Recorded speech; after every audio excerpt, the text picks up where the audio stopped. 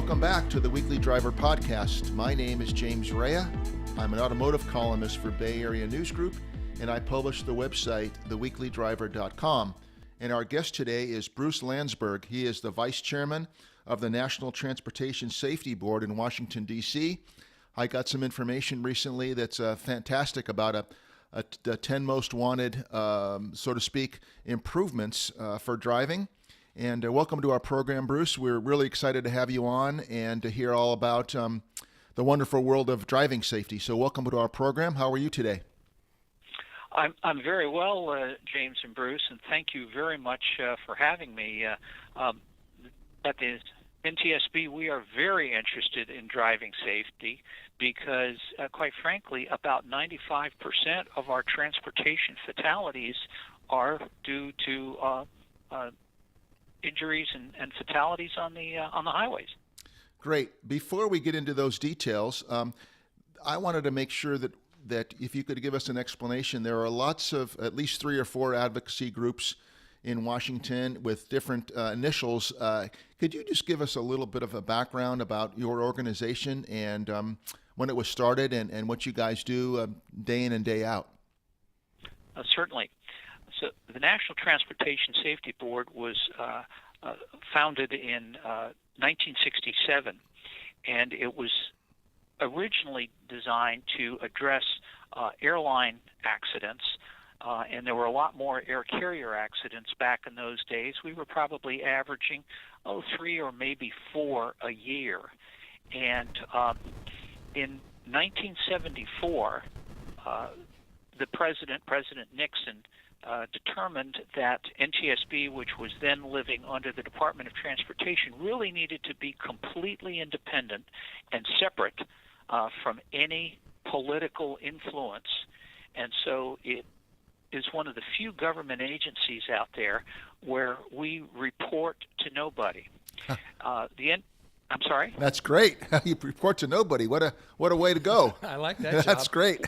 I'm in. Well, it really is, because it allows us complete objectivity to address things on a non-political basis. And the last I checked, accidents kind of occur on a non-partisan basis. Yes, very well said. Bruce? Now, go ahead. I was going to say, so as the number of aircraft accidents diminished somewhat, unfortunately we haven't gotten to zero yet, either in air carrier or in general aviation. But then the board did such a good job in those areas, Congress said, well, we'd like you to start looking at some of the other areas, which would include marine and highway and rail and pipeline, and we want you to address all of those different areas as well. So that's how the board really came to be. There are 5 board members, of which I'm one. We are appointed by the President and then confirmed by the Senate. And then we have a total of about 400 employees spread around the country. Most of them are here in Washington, but we have regional offices. And by government standards, we're very small, and we like to think of ourselves as fairly nimble. And you guys are expert at this because you've been doing, like you say, airplane accident investigations for a long time now. So you know how to get to the details and how to fix things. That's a very good point.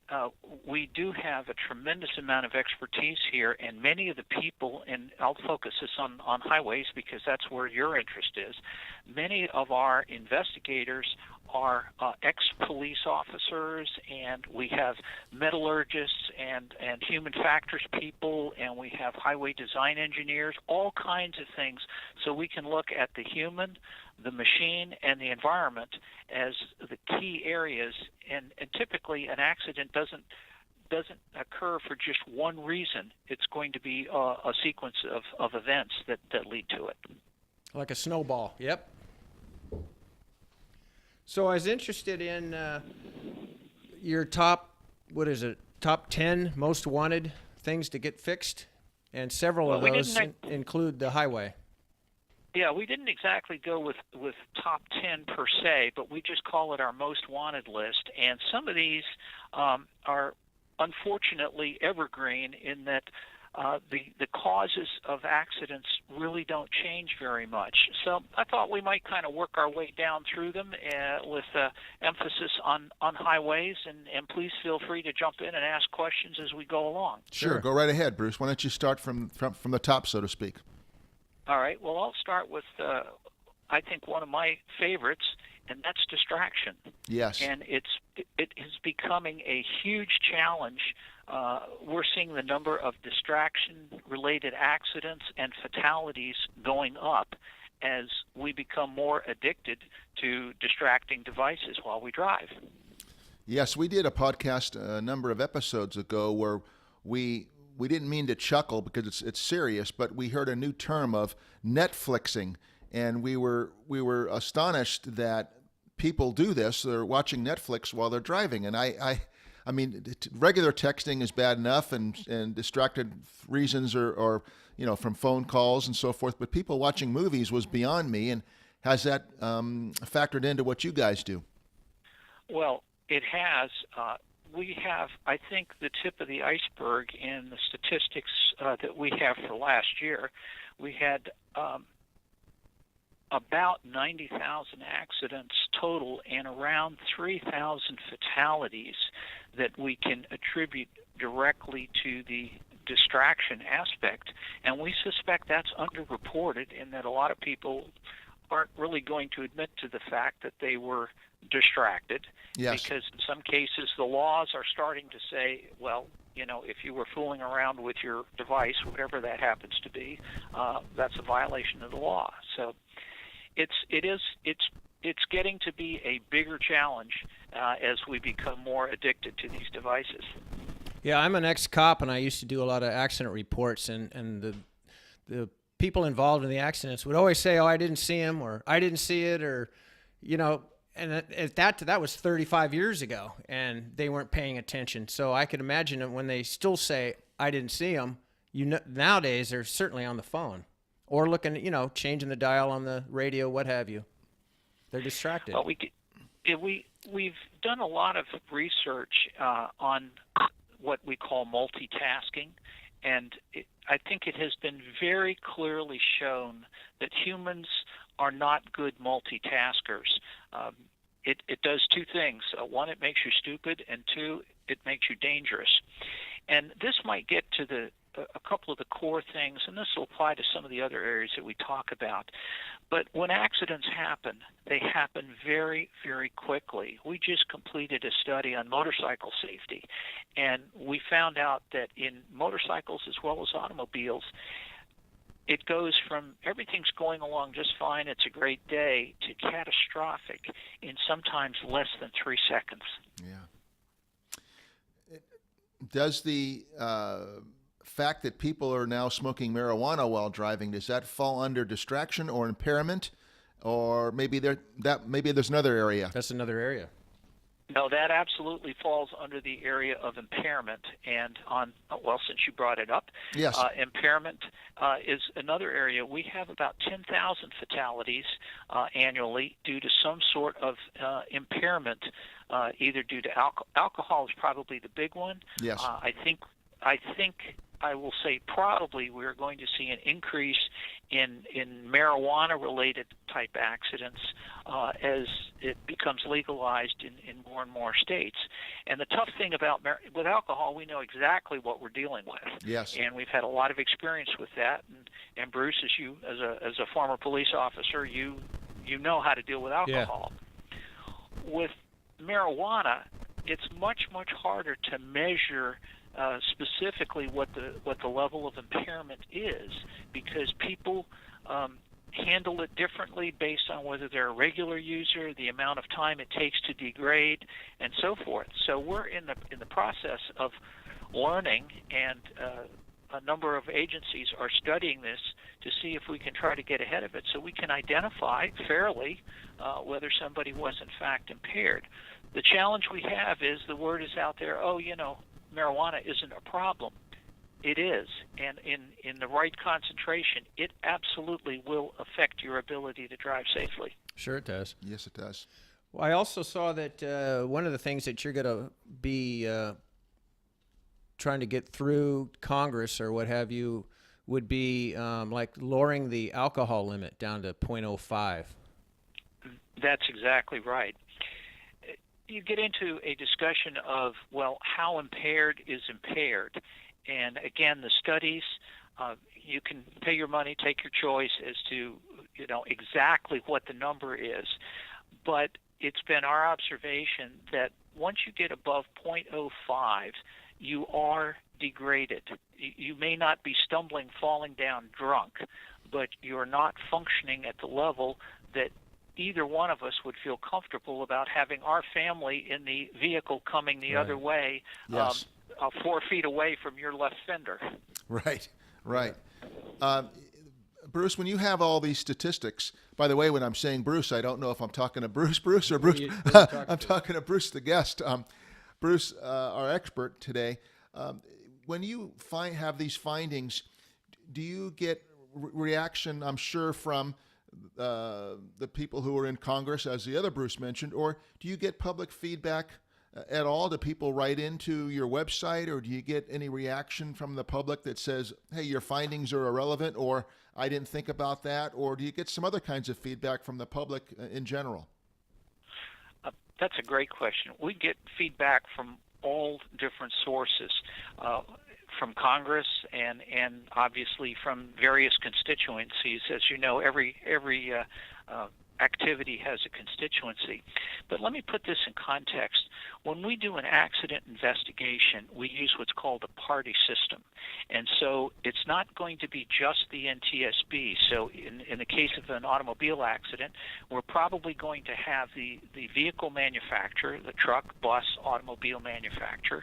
We're going to have the police involved. We may have the State Department of Transportation that did the roads and the signage and that sort of thing, in addition to our own experts.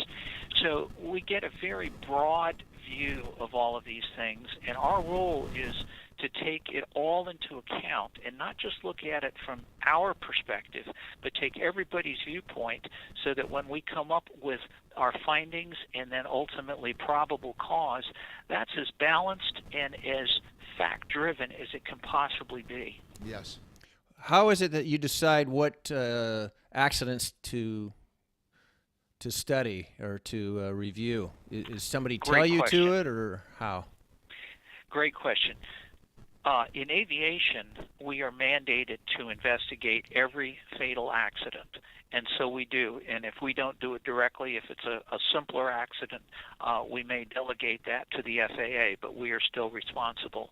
As far as highway accidents are concerned, we sort of get to pick and choose as to what we go to. So the most the one that I went out on my first launch as a new board member was to the Schoharie, New York limousine accident. That quite clearly qualified because it was our worst transportation accident since 2009, and we had 20 fatalities there. And so that one's getting a lot of attention.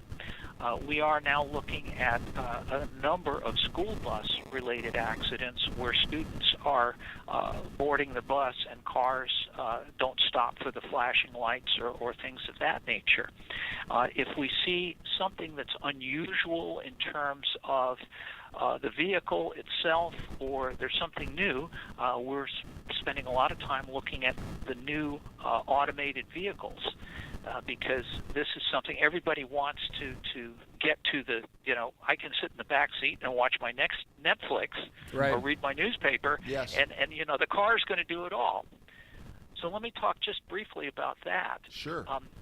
The manufacturers are in a big push to get this going because people are, in many cases, not like you all, are bored with driving. And the car commercials never show people sitting in traffic. They're always out on the open road. And they're doing the corner. Yeah. Yeah, it's great. They don't show you sitting for 20 minutes in traffic where the car only moves, 25 feet kind of thing. Yes. So they want to get the autonomous vehicle going. So they even use aviation terms like autopilot or pilot assist or something like that. Mm-hmm. As an aviator, I can tell you that the automation in airplanes is child's play compared to what we have to do on the surface, because there's a lot less to hit. Yes. I know that we went to the, Bruce and I have been several times, and I went this past November to the LA Auto Show, and their precursor now is, maybe that's an unfair term, but the automobility, and there were lots of people pushing, autonomous vehicles and related industries with autonomous vehicles, and I've always felt that it's catastrophe waiting to happen, and I understand you probably feel the same way, that the rush is just too quick. If you feel the same way. There's a balance point in all of this, and I think the marketing, that's not unique to the automotive industry. Marketing sometimes gets a little bit ahead of the engineering. Yes, often. Yes. You may have noticed that Yes. in their enthusiasm to sell the product. But this is going to be an iterative process, and where we are now isn't where we're going to be 5 years from now or where we are 10 years from now. And everybody's focused on the goal of, I can sit in the back and Netflix. And the reality is that's not going to happen for a while. And the other thing that we're learning is not only is it the vehicle, but it's the highway and the road and the lane markings and some of those kinds of things. So I think you're going to see places where these vehicles will do well, and there are going to be other places where they absolutely, given the technology that we have in the near future, you're going to have a human in the loop. The Weekly Driver podcast gets support from AmericanMuscle.com, your late model Mustang and F-150 authority, bringing you the hottest products and top-notch customer service for over a decade. No one makes it easier to modify your ride. Visit AmericanMuscle.com today. I think you're right. I also wondered in another area, and I'm guilty of this. Often I write a car review and I'll put the 0 to 60 speed of a sports car or a van or whatever the car is. I always repetitively in the way that I write it, I put 0 to 60 in 5 seconds or 10 seconds, whatever it is. And I'm wondering if the higher the performance, more people seem to be caring about performance these days, and even an entry-level car. And has that affected your studies in recent years? I don't know that we've looked specifically at the acceleration ability of the vehicles, but we do have a report out on speed, and we've made a number of recommendations relative to managing speed. So let's talk a little bit about human nature. Sure. We all tend to follow the speed limit when we know we're being watched. You put a cop on the side of the road with a radar gun. We're pretty good then, aren't we? Yeah. It's amazing how traffic slows down. It is. And so forth. So the challenge is, should we be using our law enforcement that way, or are there far more effective ways of doing this? And my belief is that, speed limits should be realistically set. And then secondly, if we have them, we should enforce them. And by using automated technology to do it, be it speed cameras or drones or some other kind of device, you can do it very, very effectively and inexpensively, and the money shouldn't be going into the general fund. It should be going into the traffic safety area. And it shouldn't be set as a revenue source. It should be set as a legitimate encouragement for people to be safe. Let me offer one other thought along those lines. One of the biggest areas that we've had success in aviation is to go with a non-punitive approach. Now, this may seem kind of weird. Bruce, as a former police officer, you may or may not understand this. But try me. In aviation, we found that pilots were far more agreeable to behave and to admit when they'd made a mistake if they weren't being punished and if it was inadvertent. So if you look at speed cameras as an example, typically people don't get assessed points, but they get assessed a fine because you don't know exactly who was driving the car. Right. So there may be an opportunity there to say, okay, this is just going to cost you initially. Now, at some point, if somebody's car is continuously a bad actor, then maybe that requires a different approach. But I think it requires a kind of a rethinking of how we do this. And I have some friends who would say, well, wait a minute, I'm on the highway. The government shouldn't be watching me. And my response is, yeah, you're on the highway with me, with my family, with my friends, and I have an expectation to be able to do that safely. And if you are misbehaving, pick any one of our other areas, and so forth, then we have a right to call you on it. Well, it makes sense intellectually, but yeah, a lot of people don't like to be monitored by the government as they're going about their daily activities. But yeah, it would work, wouldn't it? Well, it would, and I realize they don't like to be monitored, but I don't like dying in a car crash or having my friends killed. And, in this year, we will be losing just over 100 people a day. 100 people a day in highway accidents. Think about that number. That's the equivalent of 2 Boeing 737s crashing every week. Yes. That is a great comeback. Yep, exactly. We would not tolerate that. Why do we tolerate it on our highways? It's a very good point. Bruce, this might put you on the spot a little bit. You have obviously a vast amount of knowledge. Could you give us a little bit about your background? Obviously, you said you're an aviator, and how did you come to be in the position that you're in with your expertise? It was a long and checkered career. Checkered? I want to hear about the checkered. all journalists do. Yes. Yeah. I learned to fly when I was in college, and I was volunteered for the Air Force. They at the time said, "Well, we don't need any pilots, but we're going to make you a nuclear weapons officer with the Minuteman system." My friends today are still aghast at the fact that they would put me at the pointy end of the command chain on nuclear weapons. But between having gotten my commercial pilot certificate and dealing with nuclear weapons early on, that sort of got my mind to thinking about safety and so forth, because oops isn't in the vocabulary when you're dealing with nukes. No. After that, I became a flight instructor, taught quite a number of people how to fly, got hired by Cessna Aircraft Company in Wichita, Kansas, and worked with them for a number of years on aviation education, went to a large flight training company, Flight Safety, which was involved in simulator training. The last 22 years was with the Aircraft Owners and Pilots Association, running their safety division. And I retired from that, was a failure in retirement. And good for you. Good for you. Yeah. And a number of my aviation friends said, you'd be really good at the National Transportation Safety Board. And I'd continued to fly all the years with both small airplanes and some higher performance airplanes at high altitude, and so have kind of a rounded background, over 7,000 hours of flight and many ratings and so on. And so here I sit. That's fantastic. You still fly? I'm sorry? Do you still fly? Do you still get up there once in a while? I do. Oh, I bet that's great.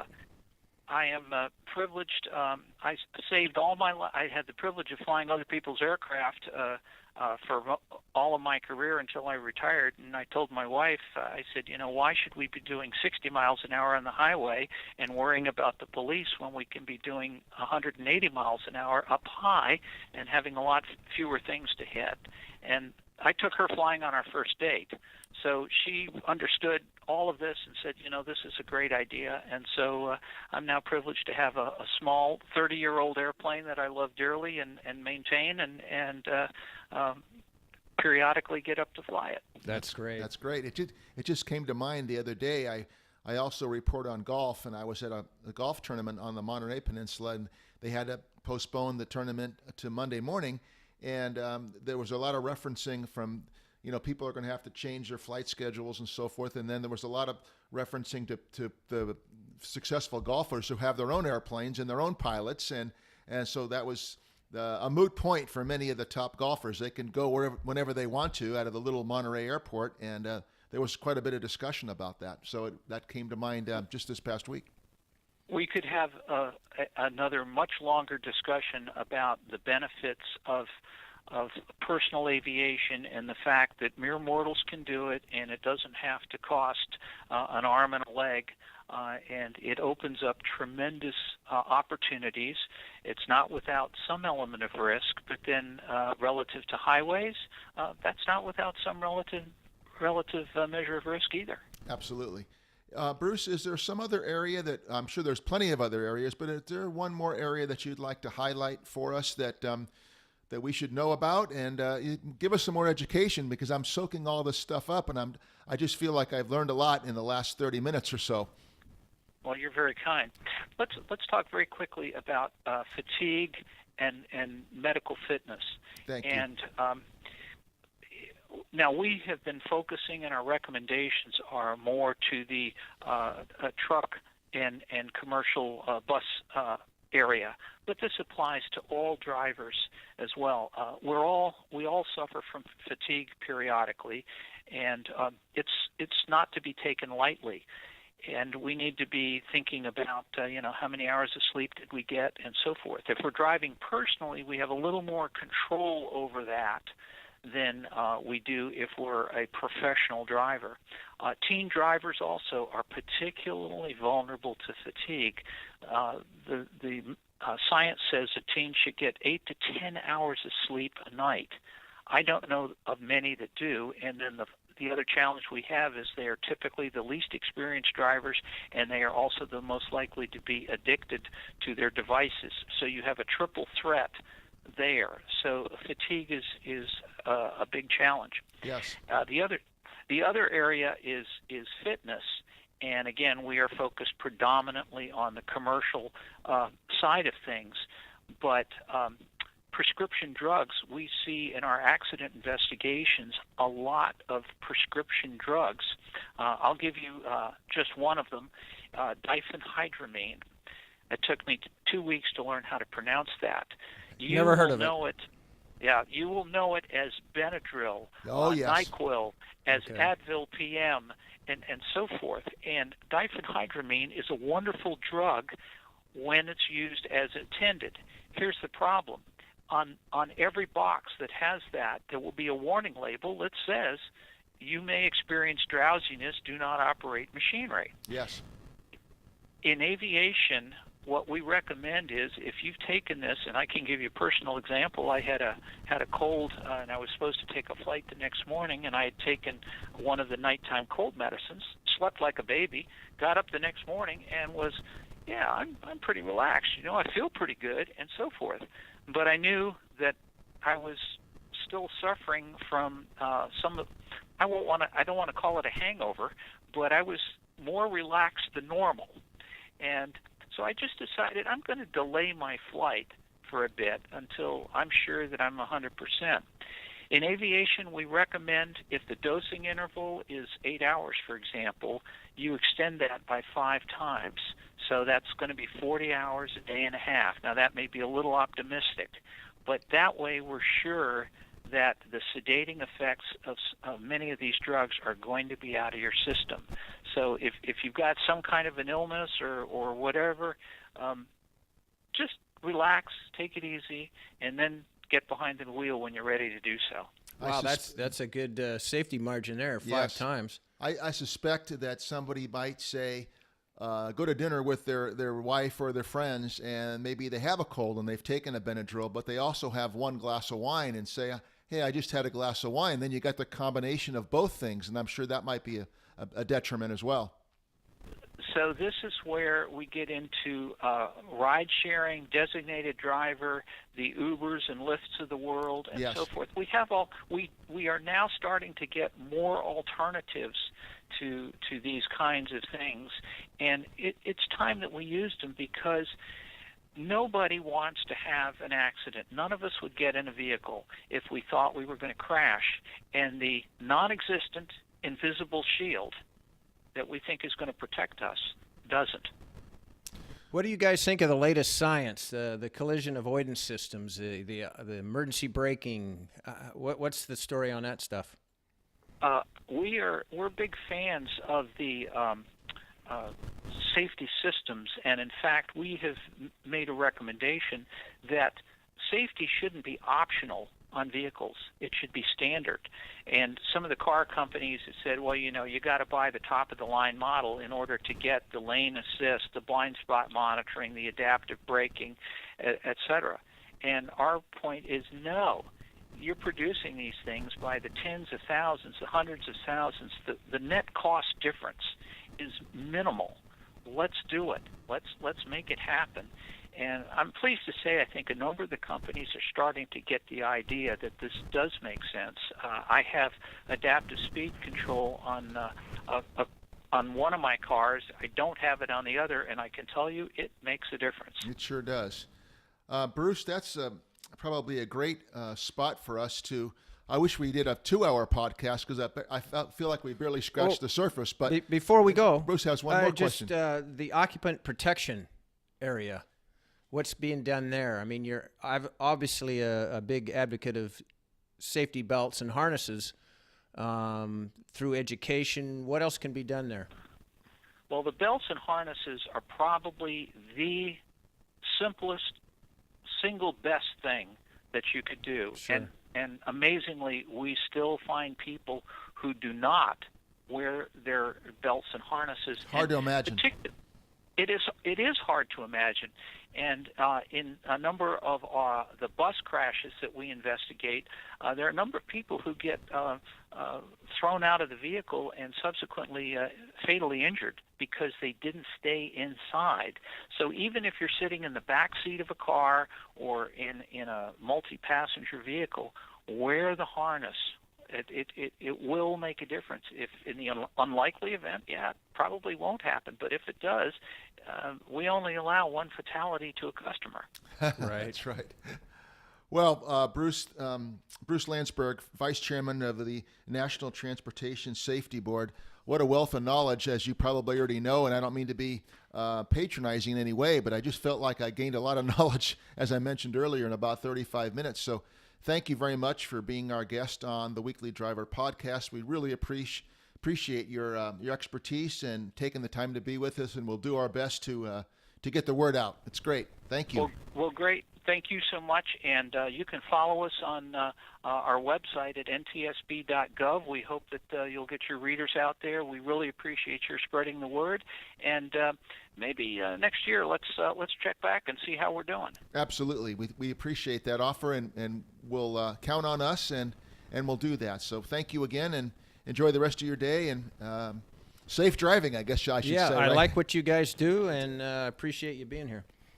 Great. Well, thank you so much, James and Bruce. It's been a great pleasure. And to all of your listeners out there, please drive safely and think about what you're doing. Any vehicle that moves at much faster than about 2 or 3 miles an hour can cause major problems. Okay. Yep, well said. Thank you, Bruce. Thanks you again. Bye-bye now. Bye. That's it for this episode of the Weekly Driver podcast. Please visit our website, www.theweeklydriver.com. And if you'd like to support our podcast, please visit our website and click to the link on Amazon and purchase your items through Amazon and help support our podcast. Thanks for joining us, and we'll see you next week. The Weekly Driver podcast receives support from AmericanTrucks.com, your late model Silverado, Sierra, Ram, and F-150 online aftermarket retailer, bringing you all of the hottest parts, from accessories to lift kits, from wheels to tires and winches. AmericanTrucks.com has the knowledge and know-how to make your wildest dreams come to reality.